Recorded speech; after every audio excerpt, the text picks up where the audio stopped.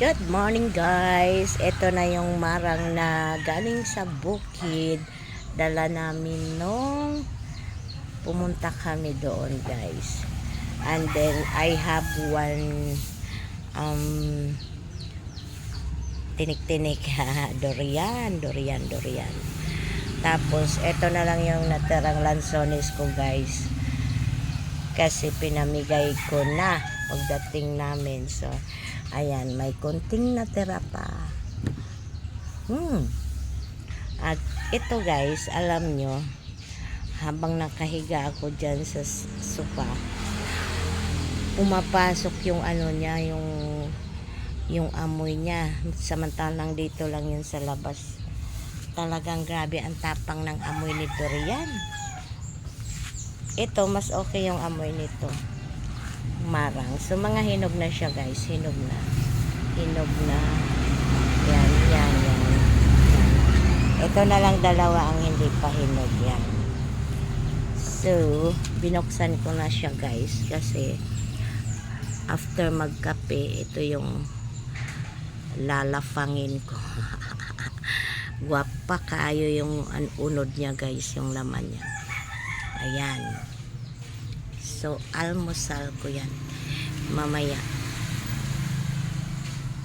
Bango. So, I have marang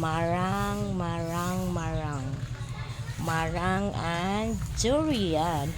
So, ito guys, mamayang hapon naman to. Pabuksan ko mamayang hapon ito. Ayan. So, si lansones, papak na lang kasi konti na lang siya.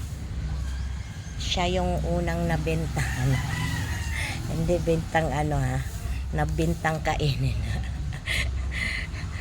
Mas masarap kasi si lansones eh. And ito si marang. Mas yummy. Ayan, so I have enough supply. Frutas. Ayan.